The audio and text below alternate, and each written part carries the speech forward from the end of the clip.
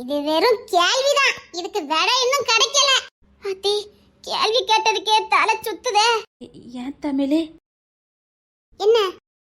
பொண்ணுத்தர குடும்பத்தை இப்படி ஆக்குனதே ஒருவேளை நம்ம குடும்பத்துல யாராவது இருந்தா? முடிஞ்சது, காப்பாத்தவே முடியாது. சினங்கொண்ட யானை இப்ப அமைதலா இருக்குது. யாரா இருந்தாலும் சும்மா விட மாட்டானுவ. ஐயோ, பயமா இருக்க. இந்த ஒரு விஷயத்துல மட்டும் அவனுக்கிட்ட ஈவிரக்கத்தை எதிர்பார்க்கவே முடியாது. யாரா இருந்தாலும் விட மாட்டானுவ. எப்படி விடுவாங்க? ஒட்டுமொத்த வாழ்க்கையை இழந்துட்டு வந்து நிக்கிறானுவ. தாயி தகப்பன் கூட பிறந்தவனை எல்லாத்தையும் பறி கொடுத்துட்டு இந்த சமுதாயத்துல அவமானப்பட்டு சீரழிஞ்சு சின்ன பண்ணமாய் நிக்கிறவன் எந்த மனநிலையில இருப்பா? எப்படி மன்னிப்பா? ஆனா அமைதலா தானே இருக்கானுவ. விட தெரியாது, அதனால அமைதலா இருக்கானுவ. அது மட்டும் இல்ல, உள்ளுக்குள்ள கொழுந்து விட்டு எரியும். அதை அணைக்காம போகவே மாட்டானுவ. இப்ப பதுங்கி இருக்கானுவ, தேடிக்கிட்டு இருக்கான். கிடைச்சது. யாருமே தப்பிக்க முடியாது. நான் இருந்தா கூட அக்கான்னு சொல்வானுவல. அவனுக்கிட்ட மன்னிப்பை எதிர்பார்க்கவே முடியாது. விக்கி கூட ஓரளவுக்கு இறங்கி போயிருவான். இந்த தருணுக்கு இன்னும் விஷயமே தெரியாது. பொண்ணு திறக்கட்ட மன்னிப்புங்கதை எதிர்பார்க்கவே முடியாது. அதுக்கு சந்தர்ப்பமே நமக்கு கொடுக்க மாட்டான். அவங்கிட்ட மன்னிச்சுன்னு கூட நம்ம பேச முடியாது. அதுக்கு நம்மளுக்கு இடம் கொடுக்க மாட்டான். அதுக்கு முன்னாடி கதையை முடிச்சிருவான். அத்தி சொல்லும் போதே பயமா இருக்க. எனக்கு வேற அப்பப்ப இந்த விக்கி எங்கேயோ பார்த்த மாதிரியே இருக்குது. ஒருவேளை அந்த குடும்பம் நாங்களா இருப்போமோ? அத்தி பயமா இருக்குதே. நல்ல பயம் காட்டுறியட்டி. பயம் காட்டுறதுக்காக நம்ம 5 வரைக்கும் கூடல. அவனை கண்டுபிடிக்கிறதுக்கு முன்னாடி அது யாருன்னு நாம கண்டுபிடிக்கணும். அப்பதான் காப்பாத்த முடியும். ஒருவேளை அந்த குடும்பம் பாதிக்கப்படுறதுக்கு நம்ம வீட்டாளுக்கே ஒரு காரணமா இருந்தா? என்னத்த சொல்லுதீங்க? நம்ம வீடுனா நம்ம வீட்டுல உள்ள யாராவது ஒருத்தர் கூட இருக்கலாம். அவனுக்கு நல்லா தெரியுது இங்கோடிதான் யாரோ இருக்காங்கன்னு. இவங்கன்னு அவன் உறுதிப்படுத்தல, கண்டுபிடிக்கிறான். ஏன்னா அவன் பழி வாங்குதல் அப்படி இருக்கும். தெரியாம வேற யாரையும் பழி வாங்கிட கூடாதுங்கிறதுக்காக தான் ரொம்ப கவனமா இருக்கான். ஏன்னா அவங்கிட்ட மன்னிப்பும் கிடையாது, ஈவரக்கமும் எதிர்பார்க்க முடியாது. தும்சம் பண்ணிட்டு போயிட்டே இருப்பானுவ. அடி வயிறெல்லாம் கலக்குதே. அப்பா, இவங்கள நான் யாரத்து கூட பார்க்க மாட்டேன். ஒருவேளை மதன் வீடு? அந்த சந்தேகம் எங்களுக்கு நிறையவே இருக்குது. என்னட்டி சொல்றீங்க? விக்கி அவ குடும்பம் பாதிக்கப்பட்டதே. அந்த பாதிக்கப்பட்டதுக்கு காரணமா இருந்த ஊருக்கு கூட்டு போறேன்னு சொல்லி இருக்கான். அது மட்டும் மதன் அண்ணன் ஊரா இருந்ததுன்னு வச்சுக்க. அத்தி, பயப்படாத. நான் அதுக்காக தான் மதன் அண்ணன்கிட்ட அன்னைக்கு துருவி கேள்வி கேட்டேன். ஒருவேளை மதன் குடும்பமா இருந்தா கூட மதனுக்கும் அதுக்கும் எந்த சம்பந்தமும் இல்ல. அது நமக்கு தானத்த தெரியும். அதுக்கு முன்னாடி அதை நம்ம நிரூபிக்கணும். மதனுக்கு இதுக்கு எந்த சம்பந்தம் இல்லைன்னு நாம தான் ப்ரூவ் பண்ணணும். ஒருவேளை மதன் குடும்பமா இருந்தா. நான் விசாரிச்ச வரைக்கும் மதன் அண்ணன் 14 வயசுல வீட்டை விட்டு வெளியில வந்துட்டாங்க. 14 வயசுங்கும் போது இவனு அப்பதான் பிறந்திருக்கானுவ. சோ மதன் அண்ணனுக்கும் இவனுக்கும் எந்த சம்பந்தமும் இருக்க வாய்ப்பு இல்ல. ஆனாலும் ஒரு சந்தேகம் இருக்குது. என்ன சொல்லுத? எங்களுக்கு இல்ல, பொண்ணு துறைக்கு. அத்தை, இப்ப இல்ல, 7 வருஷத்துக்கு முன்னாடியே கண்டுபிடிச்சிருக்கான் இந்த பொண்ணு துறை. அதான் இப்போ அந்த டிபார்ட்மெண்ட்லயே மதன் அண்ணன் இல்லையே. ஆமா. யாரால? யாரு? பொண்ணுத்துறையால தான். அது அவனுக்கு வெறும் சந்தேகம் தான். மாட்டி விட்டு செக் பண்ணிருக்கான். ஒருவேளை இவன் தான் கன்ஃபார்மா தெரிஞ்சிருந்தா இன்னத்துக்கு அவன் பழி வாங்கிருக்கணும். விட்டுட்டான். உறுதிப்படுத்த முடியாம விட்டுருக்கானா இல்ல மெதுவா பழி வாங்கிக்கலான்னு விட்டுருக்கானான்னு தெரியாது. ஆனா அந்த டிபார்ட்மெண்ட்ல இருந்து தூக்கிட்டானே. பைத்தியமே பிடிச்சிரும் பாருங்க. என்ன சொல்றீங்க? ஆமா, மதன் அண்ணன் போனது வேற கேஸ் விஷயமா. ஆனா அது தப்பான தகவலை கொடுத்து வேற ஆளை சுட வச்சது எல்லாம் பொண்ணுத்துறை தான். ஆனா மதன் அண்ணன் பொண்ணுத்துறை ஏதோ தெரியாம பண்ணிதான் நினைச்சுக்கிட்டு அந்த பழியை தான் வாங்கிக்கிட்டாரு. அதனாலதான் இப்ப இந்த ஸ்டேஷன்ல சும்மா வேலை பார்த்துட்டு இருக்காரு. இல்லனா மதன் அண்ணன் இப்ப எங்க இருப்பாரு தெரியுமா? டாப்ல இருப்பாரு. மதனோட இந்த நிலைமைக்கு காரணம் பொண்ணுத்துறை தான். ஆனா 2 பேருமே காட்டிக்க மாட்டாங்க. அதான் எங்களுக்கு சந்தேகமா இருக்குது. அப்ப பொண்ணுத்துறைக்கும் இவங்களுக்கும் முதல்ல நல்லா தெரியுமா? அதெல்லாம் நல்லாவே தெரியும். எங்களுக்கு இங்கதான் சந்தேகம் வந்துச்சு. என்ன சந்தேகம்? தான் எதிர்காலத்தையே கேள்விக்குறியாக்குன அந்த பொண்ணுத்துறைய மதன் ஏன் மன்னிச்சாரு? அப்போ பொண்ணு துறைய பத்தி மதனுக்கு தெரிஞ்சிருக்கு, அப்படிதானே? தலை சுத்துதே, முடியலையே. நான் அன்னைக்கு மதன் அண்ணன்கிட்ட கேள்வி கேட்டேன். ஆமா. கூட பிறந்தவங்க எத்தனை பேருன்னு. எனக்கே தெரியாது டி. உனக்கு என்ன, நம்ம அத்தைக்கே தெரியாது. அத்தைக்கும் தெரியாதா? சொந்த தங்கச்சி தானே. நான் படிப்புன்னு வெளியில வந்ததுனால எனக்கும் அந்த குடும்பத்துக்கும் எந்த சம்பந்தமும் இல்லைன்னு என்ன ஒதுக்கி வச்சுட்டாங்க. மதன் பிறந்தது மட்டும் என் காதுக்கு வந்தது. அதுக்கப்புறம் எத்தனை பிள்ளைங்க பிறந்தாங்க வச்சாங்கன்னு எனக்கு தெரியாது. என் தங்கச்சிக்கு கல்யாணம்னு என் காதுக்கு வந்தது. ரொம்ப ஆச்சாரமான குடும்பம் அப்படி இப்படின்னு தான் சொன்னாங்களே தவிர வசதியான குடும்பம்னு சொல்லல. காலம் கடந்து எதர்ச்சியா எங்க அம்மாவை பார்க்கறதுக்கு எனக்கு ஒரு வாய்ப்பு கிடைச்சது. அப்போ எங்க அம்மா என் தங்கச்சி வாழ்க்கை பத்தி எல்லாம் என்கிட்ட சொல்லிட்டு இருந்தாங்க. நீ வீட்டு விட்டு போய் நம்ம கலாச்சாரத்தை சீரழிச்சிட்ட, பொம்பளை பிள்ளைக்கு எதுக்கு படிப்பு அப்படி இப்படின்னு என்ன திட்டிட்டு ஒன்னாலதான் உன் தங்கச்சி வாழ்க்கை நாசமனா போச்சுன்னு என்ன சொன்னாங்க. தங்கச்சி வாழ்க்கை அப்படி போனதுக்கு நான் எப்படி காரணமாக முடியும்னு எங்க அம்மா கிட்ட கேட்டேன். நீ நம்ம ஆச்சாரம் பண்பாடு எல்லாத்தையும் மீறி போயிட்ட, அதனால உன் தங்கச்சி யார் பொண்ணு கட்டு வர மாட்டாவன்னு இந்த மாதிரி ஒரு மாப்பிளைக்கு நான் கல்யாணம் பண்ணி கொடுத்துட்டேன்னு என்கிட்ட சொன்னாங்க. அன்றாட கஷ்டப்பட்டுட்டு கிடக்கா ஒரு ஆம்பளை பையன் பிறந்திருக்குன்னு சொன்னாங்க. ஆனா நான் அவளை பார்க்கல, ஒரு பையன் இருக்கான்னு மட்டும் தெரியும், அதான் மதனே. அப்புறம் ஒரு நாளை எதாச்சியா என் தங்கச்சி பார்த்தேன், மதனும் கூட தான் வந்திருந்தான். அம்மா சொன்ன மாதிரி அந்த அளவுக்கு வசதி வாய்ப்பு எதுவுமே இல்லாம ரொம்ப கஷ்டப்பட்டு தான் இருந்தா. நான் உதவி பண்ணதுன்னு சொன்னதுக்கு அப்புறமா உதவி வாங்க மாட்டேன்னுட்டா. சரி இந்த பைய படிப்புக்காக ஏதாவது நான் செய்யறேன்னு சொன்னேன், அதுவும் வேண்டான்னு சொல்லிட்டா. அப்பதான் அவ குடும்ப வாழ்க்கையில அவ சந்தோஷமா இருக்கலங்கிறது எனக்கு புரிஞ்சுது. ஏதோ தானோன்னு வாழ்ந்துகிட்டு இருக்கான்னு புரிஞ்சுக்கிட்டேன். அவ வெளியில மனுஷனும் உள்ளுக்குள்ள அரக்கனாவும் வாழ்ந்துகிட்டு இருக்கான்னு அப்பதான் எனக்கு தெரிஞ்சது. ஆனா என் தங்கச்சி ஒரு நாள் என்னாலதான் அவ வாழ்க்கை அப்படி ஆச்சு அவ சொல்லவே இல்லை. ஒரு பெரிய கூட்டு குடும்பத்துலதான் அவ வாக்கப்பட்டிருக்கேன்னு சொன்னா. அப்போ மதனுக்கு ஒரு 10-12 வயசு இருக்கும். அந்த ஒரு பையன் தான் இருக்கான்னு எனக்கு தெரியும். அதுக்கப்புறம் 2 பிள்ளைங்க பிறந்ததா நான் கேள்விப்பட்டேன். இத்தனை வருஷம் கழிச்சா? ஆமா, எனக்கும் அந்த சந்தேகம். நான் அம்மா கிட்ட அவளுக்கு அதுக்கு அடுத்து எத்தனை குழந்தைங்கன்னு கேட்கறதுக்கு பதிலே என்னமா இத்தனை வருஷம் கழிச்சு எப்படிமா கஷ்டப்பட்டுட்டு கிடக்கேன்னு சொன்னா. அம்மா ஒரே வார்த்தை, அவ இப்ப உனக்கு மேல கோடீஸ்வரியா இருக்கான்னு. காசு பணம் வந்ததுனால சொத்துக்கு வாரிசு வேணுமே, அதனால குழந்தைகள் நிறைய பெற்றிருக்கான்னு சொன்னாங்க. அதே நேரத்துல மதன் வீட்டு விட்டு போயிட்டதாவும் அம்மா சொன்னாங்க. என்ன அவனுக்கு 10-14 வயசு இருக்குமான்னு கேட்டேன். அம்மா ஆமான்னு சொன்னாங்க. எதனால வீட்டு விட்டு போயிருக்கான்னு கேட்டேன். அவங்க அப்பா நடவடிக்கை எதுவுமே அவனுக்கு பிடிக்கல, அப்பாவுக்கும் பிள்ளைக்கும் ஆகவே மாட்டேங்குதுன்னு அந்த பையன் வீட்டு விட்டு வெளியில போயிட்டான்னு சொன்னாங்க. அப்புறம் அவன் ஒரு ஹாஸ்டல்ல இருந்தான்.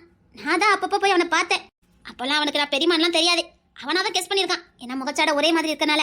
அப்புறம் அவன் அங்க இருந்து எங்கேயோ போயிட்டான். அப்புறம் அவனுக்கும் எனக்கும் எந்த கான்டாக்டும் இல்லாம போயிடுச்சு. நானும் பிள்ளை எங்க போயிருப்பான்னு எவ்வளவு தேடி பார்த்தேன். ஆஹா, என் கண்ணில் அவன் படவே இல்லை. திரும்ப செம்பவழி பொண்ணு கேட்டு வரும்போதுதான் அதை நானும் தெரிஞ்சுக்கிட்டான்.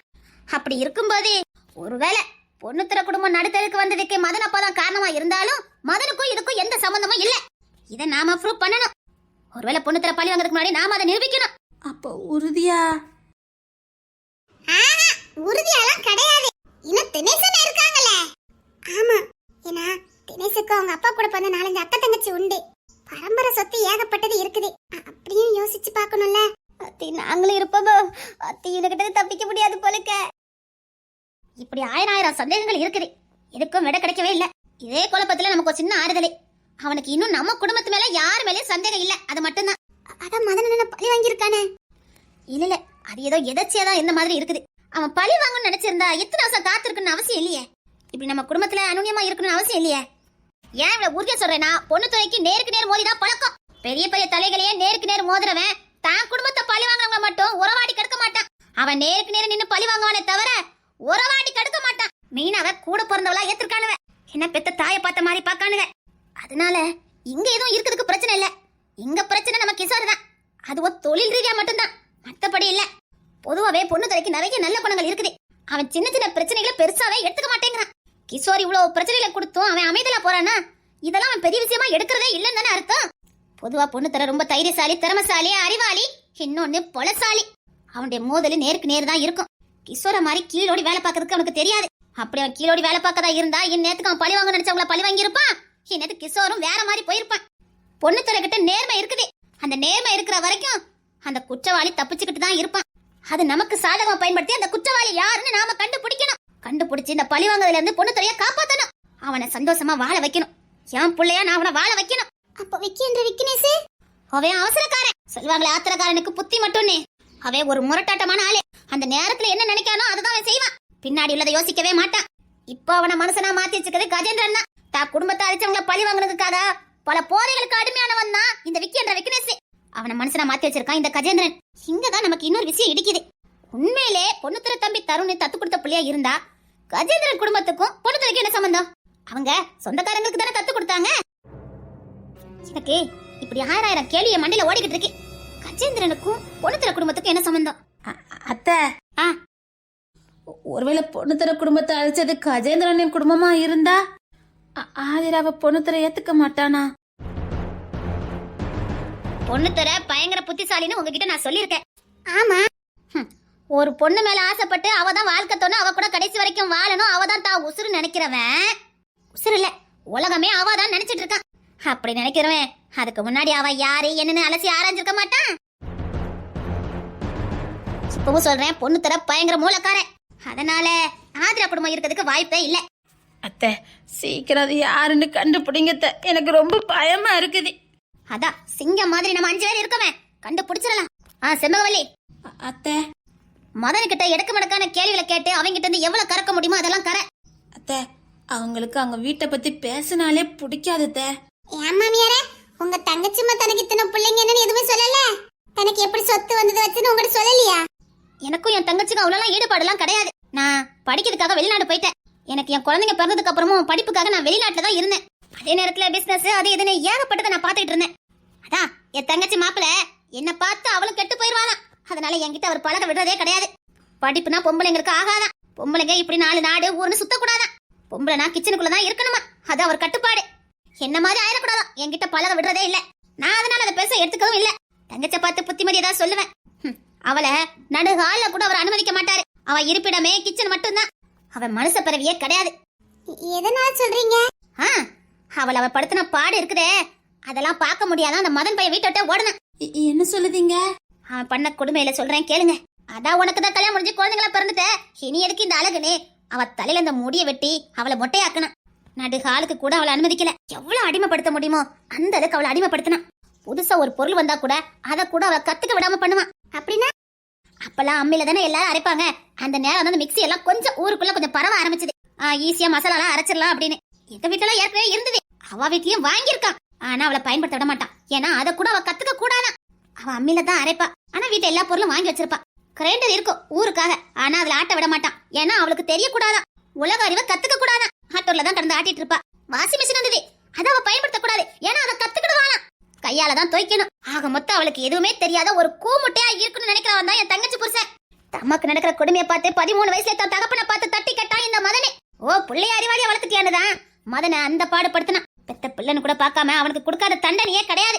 அந்த சைக்கோக்கு பொறுத்த வரைக்கும் தனக்கு மேல யாருமே அறிவோட இருக்க கூடாது. முட்டா பையன். அத மறைக்க தானே இத்தனது. பார்த்தா இங்க இருந்து தான் வாழ்க்கையே நாசம் ஆயிருந்தான். அந்த பையன் வீட்டை விட்டு வெளியில போனது. மீனா, என்ன? நான் ஒண்ணு சொல்றேன், அது மாதிரி செய்றியா?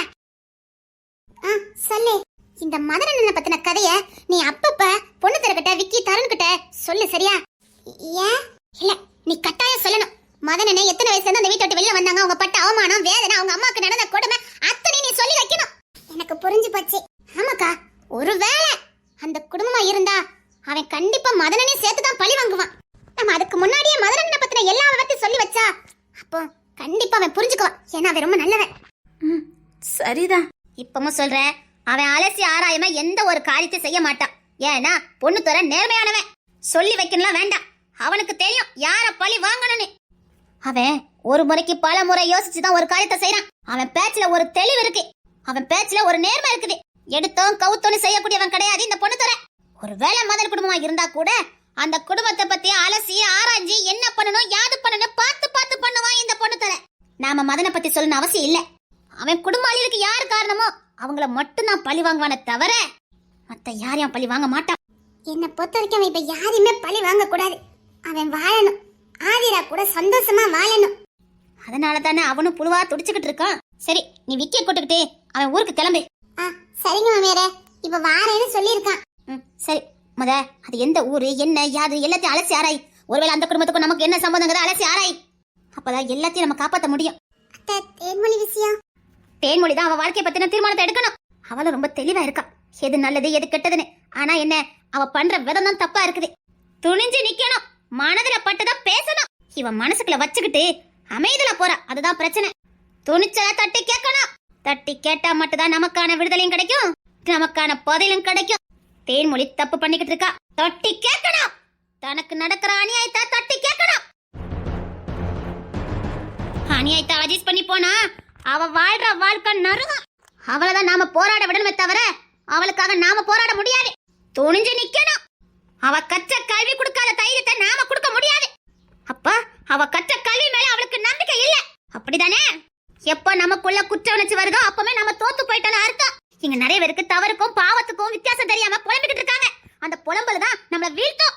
தவறு யார் வேணாலும் செய்யக்கூடியது. தவறுன்னு ஒண்ணு இல்லாம இந்த உலகத்துல எதுவுமே இல்ல. தவறு நடந்துட்டுனே அப்படியே நம்ம இருந்தனா அதே இடத்துல தான் இருக்கணும். இந்த தவறை எப்படி சரி செய்யலாம்னு யோசிக்கிறவங்க மட்டும் தான் வாழ முடியும். பாவம் தெரிஞ்சு செய்யறது. அதுக்கு வேணா நீ பயப்படலாம், ஆனா தவறுக்கு பயப்பட வேண்டாம். தவறு நாம நம்மள அறியாம எடுக்கக்கூடிய ஒரு முடிவு. புத்தி சொன்ன உடனே நம்மள அறியாம செய்யக்கூடிய ஒரு சின்ன வேலை தான் தவறு. அதுக்கும் நமக்கும் எந்த சம்பந்தமும் இல்ல. சந்தர்ப்பம் சூழ்நிலை நம்மள தவறு செய்ய வைக்கும். அதுக்கு நம்ம ஒரு நாள் பொறுப்பாக முடியாது. தவறு எல்லாருடைய வாழ்க்கையில நடக்கிற ஒரு சாதாரண விஷயம். அதுக்காக நான் அதை சரின்னு சொல்ல வரல. தவறு எல்லார் வாழ்க்கையும் நடக்கதான் செய்யும்னு சொல்ல வரேன். அதை எப்படி சரி பண்ணலாம்னு பார்த்துட்டு போயிட்டே இருக்குமே தவிர அதை பாவம் நினைச்சுக்கிட்டு நான் அதை செஞ்சுட்டேன் இனி நான் அதுலதான் இருப்பேன்னு இருந்தா எல்லாத்தையும் இழக்க வேண்டியது வரும். ஆதிரா பண்ணிக்கிட்டு இருக்கா, இப்ப தேன்மொழி பண்ணிக்கிட்டு இருக்கா. இவங்களெல்லாம் நம்ம திருத்தவே முடியாது. பாவம் பண்ணிட்டோம் குற்ற உடைச்சு சொல்லி தான் வாழ்க்கையும் கெடுத்து அவங்க நம்பி இருக்காங்க வாழ்க்கையும் நாசமாக்குவாங்க. யாரை வேணாலும் மன்னிக்கலாம், இவங்களை மன்னிக்கவே கூடாது. சொல்ல போனா இவங்க ஒரு கோலை. இவங்களால தன்னிச்சையா எந்த ஒரு முடிவும் எடுக்க முடியாது. ஒருவேளை மத்தவங்க எடுத்த முடிவுக்கு கூட இவங்க கட்டுப்பட மாட்டாங்க.